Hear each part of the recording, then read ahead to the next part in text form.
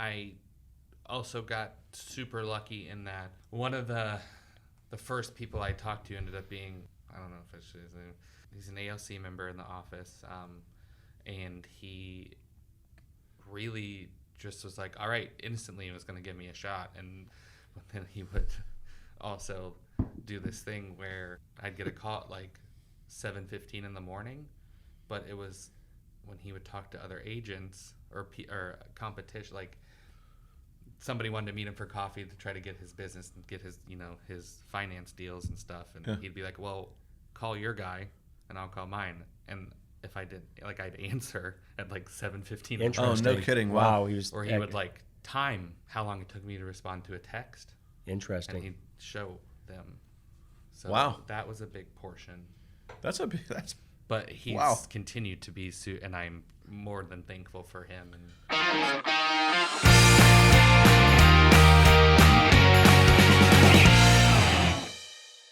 welcome to another episode of the Contacts to Contracts podcast. I am Bryan here with Mr. John Jones, and very special guest today, Mr. Jake Keglor. So Jake, thanks for joining us.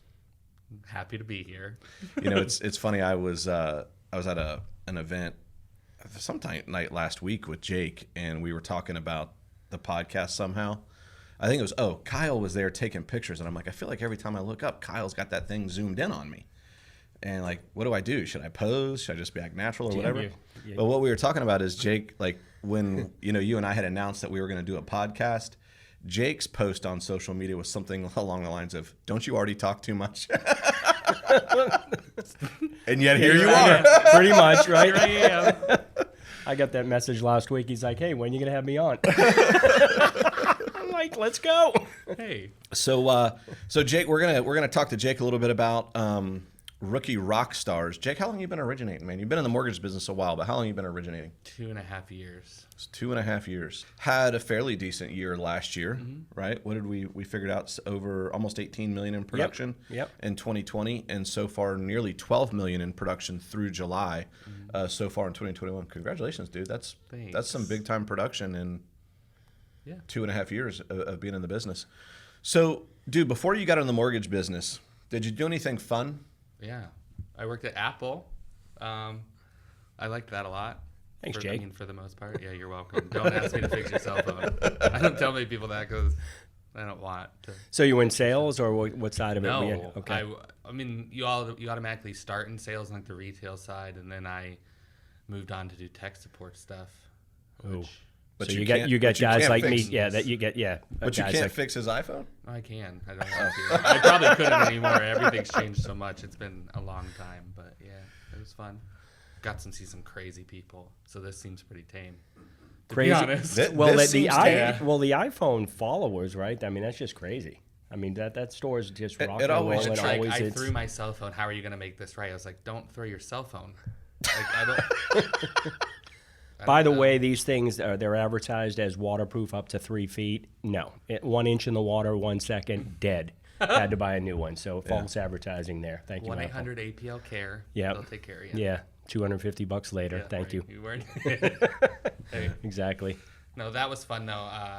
They have a pretty good customer service model and stuff. So that was, it translates over here, I guess. Okay. Yeah. A lot. So, yeah. And you left Apple, went right into the mortgage biz? Well, I moved to Colorado, and my mom was not happy about that very much. And I missed family, too, so I moved back home. And then I got to work. I jumped into mortgages and started working as a junior underwriter under Jane, who was awesome. The famous Jane Calacatronis. And then I was the first ever junior processor. Yeah. Under Wanda, who taught us all that. She's kind of headed up that thing. And then I was the head of the junior the junior processors for a few years with Jane Kersey. Time. Yep. Which was fun. And you decided to leave that because you loved LOs and their attitude so much that sales was the way to go, correct? Yeah, totally. No, for the most part. Okay. For the most part. All right. I would walk around the office and Jake would be like, it was Yeah, the LO me of the too. day. Let me tell you about the LO yes, of the day. Yeah, that's exactly right. We won't drop I won't- names I or won't anything throw like any yeah, names, right. But But I did yes, tell somebody that I'd get some IMs.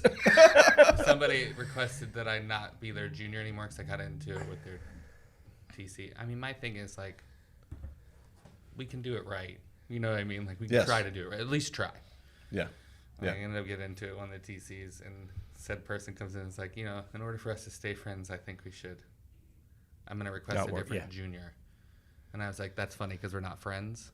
So that was the beginning of the end. And I think like 2 days later, and I was like, I went into Open and direct. I like it. I went into Justin's Wow. office and I was like, so, maybe you want to go into sales. And he was like, okay. I'm forcing my way through into So sales. what can you do for me? And he's like, well, are you? And You kind of caught me off guard a little bit. was- So what, background in retail, I know you did some of that while you were in college, correct? Like that was just something to do while you're in college. Why did you get into the mortgage business? What made you decide you wanted to get in the mortgage business? Don't smile. Well, my mom is Loralynne.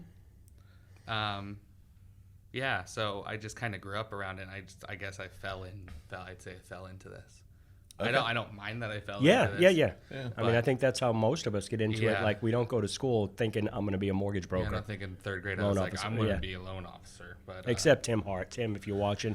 Yeah. Only- no, I mean, only listen, two man, I get that now. I have 2 kids, and they're 11 and 15, and like I can already see in my mind where they could fit in into this business. I want them to pursue all of their own things, which I know you were allowed to do that as well. But like in the event, I feel like this is a great career in this business. It doesn't matter whether you're an underwriter, a processor, it doesn't matter what you do. Mm-hmm. I just think this is a great business. It's a great opportunity for career growth, right? You can start off. It is what you make it. Yeah, it is what you make it. I Yeah. guess the sky's kind of the limit. Your limiting factors, guess yourself. So Yeah. it's a lot of fun. So you go to Justin, and you're like, "Hey, dude." Now, to be clear, Justin and I have been friends for years. Yeah, real long I time. mean, it's kind of incestuous in this. Yeah. And he's talking about Justin Kelly, who we've had on this podcast in the Top Producer series. Here's the thing, Jake. I would say like you could have picked any mentor. I mean, obviously your mother's a mentor in this business to you too, but like you She could didn't have. know I was going to talk to him. Okay. So, But was there a specific reason you picked? yeah, I think that I would say I'm kind of on the more of a difficult personality side. And as far as leaders go, I don't automatically look at somebody and just because they say something, listen. Like it's never really been me. I always like, oh well, Yeah. are you doing this? Mm-hmm. And Justin's doing this, and he would. I mean, obviously he has been with Loralynne forever, on top of being a friend, and I mean I've seen what he's done, and he works incredibly hard. So it's not hard for me to listen and take direction from that, because that's what I respect and how I Because you respect the fact that he's doing it. not that and he's everyone doing it very doesn't hard. do that. I'm Yeah. not saying that, but it's just some people are all about saying and not necessarily about doing. And I Right. saw him not saying too much and doing a lot. So I have the utmost respect for him, and he's been a great help and mentor. And Yeah. So talk to us a little bit about when you're a rookie in this business. We talk all the time. It's difficult to I got to learn how to do a loan and where to go get loans at the same time. I think we've come onto a trend here where we're seeing a lot of the rookies now, or whether it's with us or other companies that we're interviewing, they come from the operation side for a few years where they know how to put a loan together. That's a huge leg up than being straight brand new in sales. Also, one of my best friends is Rich Passanante. Drop the mic. It's like he's just coming in here name dropping people. Not That saying also that he helps. responds to me and doesn't hate me the majority of the time, but that way I've learned from him, Jen Kersey, Justin, Jane. I mean, Shanna. a lot. Well, actually. you've seen like so. I've seen a lot of people. When you're a rookie, right? You're struggling to do your first deal or two a month, right? Mm-hmm. And you get in the pipeline, so you haven't seen anything. I mean, as a junior processor, you've got 20, 40, 50 files. You're seeing everything right at once. Yes. And you're exposed to just massive amount of situations and know how to structure and put a deal together and all, everything that comes along with that. Well, I think that there's And it's a two fast types track. of personalities that you get into something like in like operations. It's the people that just are, pushing the paper, and like there's a place for that, like that for sure. There's people that need like that need to be there, but Yep. I was always kind of like, well, why do you need this? Like, why do you need X, Y, You and want to Z? learn the why, Right. Like, Yeah, hey, I'd much rather- if I've got to go to the borrower and say I need X, Y, Z, you want to be able to explain to them why you need it. Or I don't want to go Yeah. back and ask for something from somebody and we don't need it in the first place just Right. because Over it's on a document. checklist. Right. Or Sure. something like Yeah. that. And 100% get so it. that was helpful. And then I think he heard me on the phone and found out that I wasn't completely inept. And then he was like, okay, well, here, go off this template and try to take an application. I was like, okay. So I did that, and it just kind of rolled. And then we ended up in Keller Williams' office in St. Pete, which has been pretty awesome, actually. Pretty awesome. I really like that office a lot. So Before we get into that real quick, can you share with us like how important, I know you just listed off a lot of people who've been influential in your career, but when you're a rookie, think of it from a rookie's perspective, and you had some background in the mortgage business. You didn't jump just into sales, but how important is it to have that go-to person or that mentor when you're just starting out? I mean, very important. I don't think that if I was just going into sales and I didn't utilize, if I just tried to do it on my own, I don't know. It would Hard not to have been survive. good. It would not have been the right fit at all for me. Yeah, you had somebody to reach out to at every step of the Yeah. way. If you had doubt, if you weren't certain about something, you had somebody to call and 100%. get an answer Right. and know that you were back on track, going in the right direction. And like all those people that I mentioned before are great. However, Justin was like next door for a long time. Yeah. And Yo. he was, yeah. I need you just again. super obvious. He still is super helpful. I mean, there's not much he hasn't seen. So Yep. a super good resource. And also he's motivating in that, I don't know. Vision board, it's right? very- I yeah. mean, you've got a vision board. I know he works off the vision board, and it's I think he's done all of it, but he's got to create it's a new one. just like just seeing him and how hard he works, and then knowing that you're part of his team, it makes you want to work that hard. Yeah. And also, I'm not afraid to tell somebody to go die. And yeah, I haven't done that to him yet. Just because I respect him. So And we'll find out. it's interesting because when I first heard the news that the two of you were going to team up, for a minute I was like, Man, think that those was are like- this opposite, is either right? going to be really great or this is going to be explosive. Well, that's like I mentioned. I didn't tell Loralynne that I was going to ask him. I just went and did it, and I told her after, and she goes, "That's not going to go well." And I was like, "We'll see." Yeah, it's going pretty well so far. How long you guys been teamed up? 2 years. 2 years. Wow. So Fabulous. So I don't know here, if he'd say Numbers the same tell a thing. story, I don't know and if it he'd seems say to the be same thing. working, right? yeah, well, I mean, I think one of the things we're taking away, you just said that, and just we're kind of seeing a theme, is we're seeing a lot of rookies get into the business who have started in some sort of operational role. Yep. And here's the thing: is I think that those of us who have like a natural sales ability, starting in that role is very difficult, right? Because we're not like the checklist person, we're not the dotting the I's, crossing the T's, and so learning in that manner can probably sometimes be pretty frustrating. Because what you want to do is be out there meeting and greeting people, having a good Or time, you building don't know relationships. that's what you probably should be doing. I took the DISC test, and we found that out pretty quick Yeah. because I was in a position where it was supposed to be like a compliant and steady thing, and that was neither of those. Yeah. Yeah. And then it was the same DISC results as Loralynne, who will tell you to this day that was false and that I lied.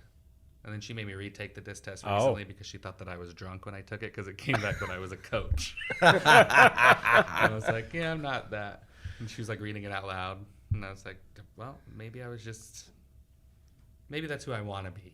Who Right. knows? But I don't know. I think Interesting. I find the same thing when you take some of those tests, and I've done a bunch, and Yeah.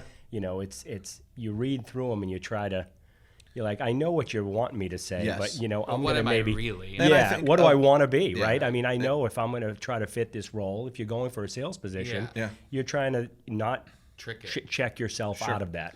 But of all of them, the disc is probably the easiest one to trick. Like once you learn it and you know What they're again going what it's for. kind of looking for, Yeah. you could manipulate that thing to get the results that you wanted. And that's why like one of the things I teach in that is it's one thing to ask Jake to take the disc profile or anybody else, but if you don't sit down with them to validate it, it's just words on a piece of paper, right? You've got to basically build a conversation or an interview around that to try to uncover, is this really what this disc profile, is he really what this disc profile says he is? And that's the step that most leaders don't take, is doing that validation. Well, I Yeah, mean, great point. I took it when I was in an operation position. Then like that just pretty much validated why I didn't like it so much. Because not that it wasn't for me. I definitely learned a lot. I wouldn't change anything about it. It was just not for me. Right. Yeah. And so Well, in the this was sales next side, you've step. seen through your mom over the years. She Oh built God, a I was a huge closer business. too. What's that? I was a closer here too. I Oh, was boy. probably the worst closer of all time. All right, that's where we had the problems, right? Yeah, for That's- sure. Yeah. But Rhonda was my manager there. Rhonda Friends, she's Oh great. my God. I must respect them. It was the worst job I've ever had in my life. I'm going to throw that out there. Mine was like the deli at Publix. Oh, no. I worked at Jodo's Pizza. That was my first ever job. It was wonderful. Nice. Very cool. So were you a go server back. at Jodo's? No, I made pizza. Okay. And I worked the sub bar. Nice. It ruined Jodo's fingers forever. Like, I can't have them. It still makes me feel sick because I eat them like every day. But, yeah. Jodo's fingers. Well, you can tell by the They're way. So you've breadsticks. you've taken this post-COVID, and you've congratulations, you've set a goal and lost a.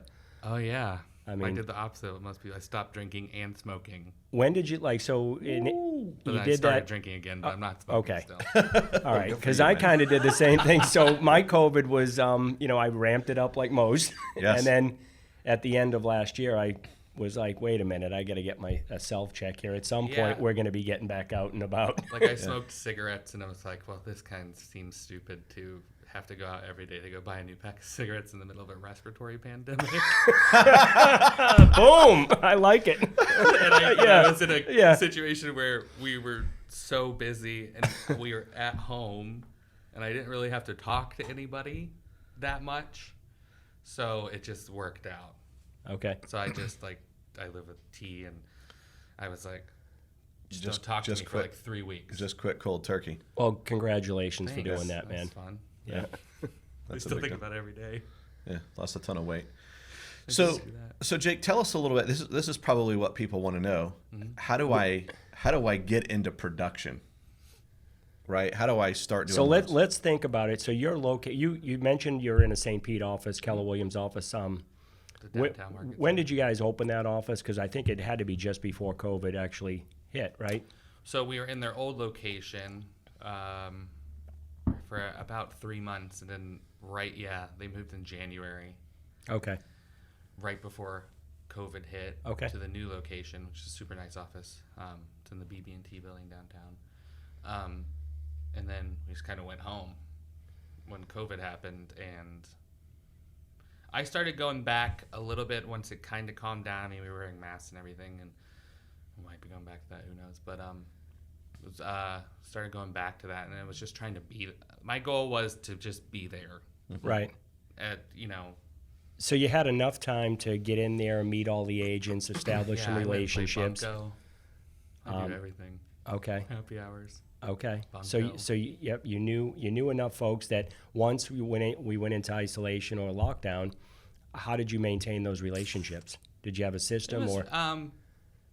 I mean, being in a Keller Williams office, they were doing Reedy and Red every morning with Rachel and Michael, Yep. and they were talking about how important it is to stay in touch with your database. I mean, a realtor's database is consumers, or Yep. buyers, sellers, whatever. But I mean, ours is really a realtor, so just calling and checking in. Is there anything you need from us? is there anything we can do to make your life easier? You know, how can we help you?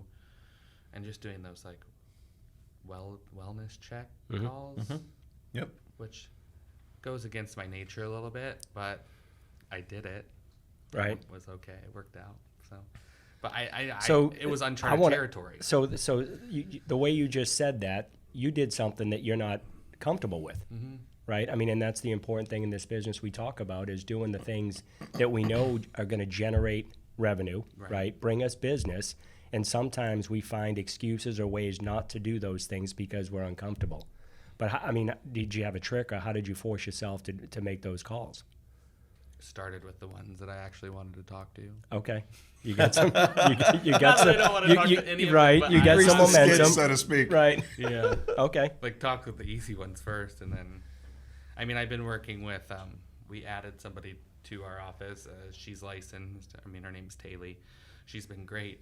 Brand new to the industry and young. And like cold calling is not ever going to be something that I'm good at. And Comfortable with, definitely right. not showing up to an office to drop off flyers.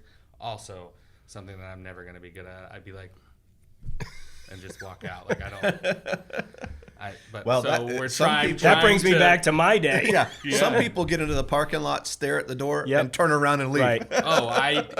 Before we moved into the office, Justin made me go down there, and I was like sitting in my car, and I called him. I'm like, "You're gonna have to talk me through this one because my feet aren't working. Like I'm just sitting in my car outside of an office." But We've all he been did. there. But like it's interesting because I'm trying to encourage. Like she's obviously under Justin, but we sit in the same office. Yeah. And I'm trying to encourage her, but it's like everyone's super busy right now, and you know, you might not get a lot of traction, but consistency would probably be the key, Yes. and you just gotta keep trying. Yep. Right. And I mean, she so is, you've got the advantage that you are in the office, the same location. So, you know, they kind of expect that you would want to pop in at least, you know, try to solicit them and get their business. Oh yeah, I mean, they're not we're gonna be like, there. "Where'd you I come do from?" So you my, have that in- power walk every day, Right. which is fun. Okay. But it also is. Probably everyone thinks that this is true for their office, but that office is very different. Everyone's a lot of fun, and That's awesome. it's it doesn't feel like they're even in competition with each other, although everyone in Certainly there's a they are, culture, and I do enjoy being there, which I guess a lot of people can't always say. So I think, you know, something to take away here from what Jake has shared with us a little bit in the last few minutes is, you know, he talked about there are certain things I don't want to do, like, hey, I'm never going to be comfortable with that. But the activities that he does do, the key word was consistency, right? right, And that, you know, whatever those activities are, the more consistent you are with actually doing them, eventually the results come. That was the advice that you were giving. yes, 100%. I mean, you can hear it from however many people, but until you start seeing, I mean, you're going to be disheartened until you start seeing results type thing, but you Yes. have to keep trying. So don't stop. So you're doing the happy hours again? Yeah, we have a First Friday happy hour on Okay. Friday. I Okay. do that every month, though, because it's St. Pete. First Friday's a big Okay. deal. But yeah, I miss that. I enjoy that. As I did when I originated, that was my go-to thing. I mean, it was you never have to ask for business, right? Right. You're just there, you're having fun, and That's whether also or not, one thing that I probably could be. I know I could be better Ask. at is actually asking for business. Right. Sure. But I don't know. I think you guys know me pretty well, and pretty well. I'm pretty unapologetically me, and it's not that I have a take it or leave it personality or take it or leave it type personality, but I'm not really gonna change all that Yeah. much. Yeah. right? So, I mean, I just try my best to be there and be present and be a resource. As to even, you know, how many people we help every day that this isn't my file that I'm working on. Right. Yeah. And I'm just trying to help you ask Yeah, the right questions. gives you to know gives you where goodwill, makes Yeah. them feel better. I mean, I was thinking about last night I was on a walk, and I started thinking how important it is today. If you're selling real estate today, and I'm just throwing this out if you're listening, you need to be working with a lender that is well known in your market. I mean, more now than ever to get your offer accepted. If you're a buyer's agent, you better be partnered with a strong lender that's well known in that market, that's going to call the listing agent, and the relationship not just being a one-off. If I was a listing agent, I'd say, hey, Bryan, how long have you worked with Jake? And if you said, well, I don't know, the buyer found Jake on their own, I'd be like, I'm going to take the next offer. I mean, I want to be taking a deal now if I'm representing a seller from a buyer's agent that works with a specific lender that has that relationship. They're a team. They have a partnership. And I know that you're telling me, you guys both tell me that these guys are good and they're going to close on time. Yeah. So, I mean, now more than ever, those relationships I think are super important. Right, and it's like, I don't take it lightly that I'm in most scenarios in control of your paycheck. Yeah. So if this doesn't close, you don't get paid. You don't get paid. It's not a great feel. I mean, like, it's not a pressure to me, but I remember when the first big team that I had, and I go back and probably haven't shared this with you, Angelo Yodice, and you may remember the name from years ago, right? And he, when I had solicited him for about 3 or 4 months, and finally he said in Home Bank, he had Pete at Home Bank given all his business to him. He said, I'm going to give you a deal. And he said, but hang on one second, and he wrote down something. He pulls out a check and writes down $7,000. Hands it to me, shows it to me, and then tears it up and says, there's your half, I'll hold my half, you better close on the 30th. Wow. Bring these two together, and we'll do some business. And I was like, I walked out with half a check, and I'm like, this deal better close. It closed, and it was good. Yeah. I think one of the good things, too, that Jake just said is he talked about being a resource, right, for the agents and for his referral partners. And I know, like, in the setting that you're in, you probably get asked a lot of questions about deals you're not even on. Like, you got no chance of getting paid on this particular deal. But I think what I would want any loan officer to take away from this is that's where you've got to start, right? You've got to 100%. start with, I am a resource to help you in your business. We're here to serve. Like you always talk about that. Right. That's the important part of it. I mean, even amongst us as loan officers, we all help each other. I mean, if it's not our deal, we're not getting paid. We're still going to help you structure a deal. Yeah. So you've got to ask yourself, like, what are you doing to add value to the people that you're trying to get in business with? And I think, like, you see a lot today in the day of social media. A lot of folks are taken to Facebook or whatever to, hey, I give you like PSAs or give some guidance and things like that. And, those are all great. I'm not saying don't do that. I'm definitely saying do that. But a lot of times it also comes down to that one-on-one that you're trying to build with whoever that is that you want to be in a relationship with. But if you're just going, and we talk about this all the time, if you're just going to them with, hey, I've got great rates, we close loans fast, and we got all these products. yeah, especially now. I mean, Everybody does that. everybody's got good rates. So Yeah. it's like, okay. Yeah. So, you've got to be leading with, hey, here's what being in business with me looks like. Here's the type of resource I'm going to be for you. This is the type of partnership we're going to have. And you need to have that. What's that unique story? What are you going to go to the street with that's your story for why you and why the company that you're aligned with, right? Yeah, and I mean, I also got super lucky in that one of the first people I talked to ended up being, I mean, his name, I don't know if it's his name. No, it's a good thing, but he's an ALC member in the office, and he really just was like, all right, instantly was going to give me a shot, and gave us a shot. He came through on it and continued to give us a shot.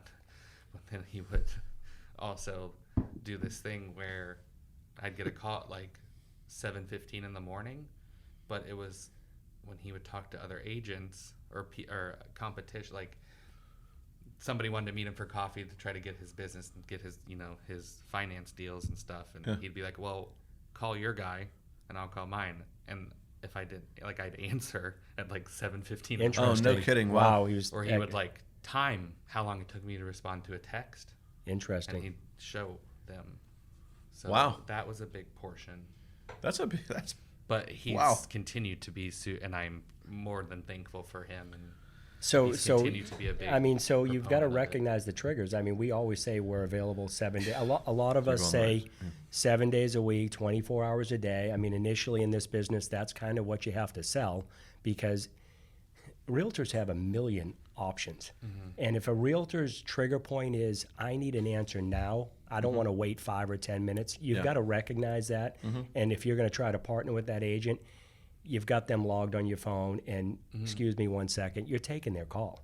Yeah. I mean, I think for sure an agent is not going to wait over the weekend to get an answer to something. 100% not. Like if you're an LO, I don't care whether you've been in this business for 3 days or 30 years. Right. If you're not willing to take that phone call and answer that question, whether it's a phone call, a text, an email over the weekend, they're not going to wait. They're closing deals on the weekends. Yeah. So, and chances are, not only are you going to lose that deal, you're probably going to lose that agent. Yeah, I mean, that's what we have always said, that we're available nights and weekends. So You guys do a great job on don't Friday. lie. Yeah, you guys on Friday afternoon. I know that's something you put out to all Like, your in an realtor ideal world, partners. this would be a 9 to 5, but it's Right. definitely It's not. not. And Right. I'm actually okay with that because I don't. You know, the cool thing is, like when I originated, you know, you set your schedule, and you know that you can take some of that time during the week that you maybe had to work a lot on a weekend and catch up during, you know, Tuesday or Wednesday. Right. You know, it's not a 9 to 5 job, so you can kind of cherry pick some time, you know, to take care of some things too. Yeah.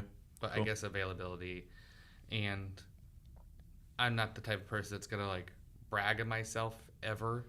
So it was nice to have somebody who's producing, and I, you know, earn their business to brag to others About you. about us. Yeah.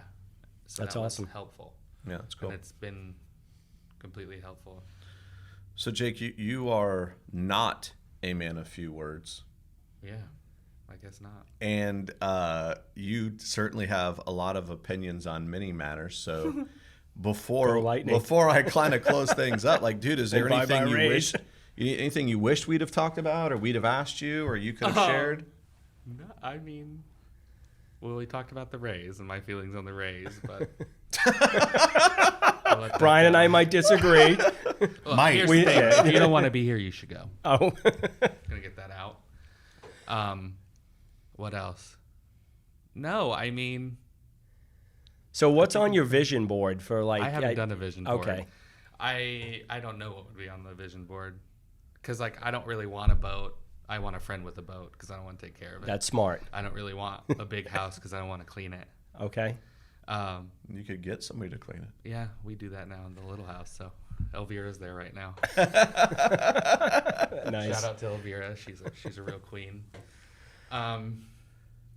Yeah, I mean, I guess I also haven't taken a step back to. I probably should do that soon. to It's look it's at been goals. it's been Yeah. a crazy year. So you started Yeah. the business, Yeah, and then we're all at a record pace. And the things are last adapting. I mean, 16, you 18 shared months. with us, like, you know, you were in this environment, it shifted to this environment, then I had to adapt to another environment, and quite frankly, Who I knows think- where we're going I think from we're here. kind of right there again, or at least we need to be thinking about it. There might be another shift in our business coming up and how we do business. Grab some but- toilet paper. Yeah. Oh Need the God, warning. that's the one thing I cannot deal with. No. The like I could deal with all that staying at home, but like why toilet paper? Like what? Yeah. Grab it right now if you're a listener. No, please don't start that. But you know, just to grab a couple of takeaways from you know, the conversation we had with Jake, like finding the right mentor is important. Yep, we talk about that Having all the a time. differentiator, and being consistent with the activities that you're going to do, and being available. Yep. I mean, those are the 3 or 4 things that I heard, you know, Jake share with us today. So like, if you're And a be rookie out sincere. there, Sincere Yeah. and do the thing. Pick the activities that you actually like to do, or you can do, even if they're Yes. hard. Don't How many follow fake somebody's salespeople plan. do you see? Right. That bothers me because it's like, okay. I you mean, put on the front I for like how to long, talk but how long about cold does that calls a last? lot on my weekly call, and I know half of the group, they absolutely would never do that. Yeah. I myself don't enjoy doing that, but some folks, if you're not you're but able you've to been do that, having some success doing it recently. I just dread it. Yeah, I Yeah. mean, you can, you know, and the way I always look at it, if I call 20 people and have 1 or 2 that I have success with, that's a win. Yeah. But the other 18 or 19 and maybe 10 hangups, that's tough to take. Yeah. You know, so I get that part of it. Yeah. But get a little bit uncomfortable and do some of those things. Well, And when you'll- you find a little bit of success, you can get a little bit more uncomfortable Yeah. to do it. So. Absolutely. True. Jake, nice job, man. Appreciate having Thank you here. for joining us, man. Guys. Appreciate having Good you luck here. this winter getting up that mountain. Yeah, I'm not doing it. Not So again. listen, thanks for tuning in to another episode of the Contacts to Contracts podcast. Give it up for Jake Keglor. Thanks for joining us at the last minute, too. On behalf Rookie of John All-Star. Jones, I am Bryan Lovell, and if there's anything that you need, we're always here to serve.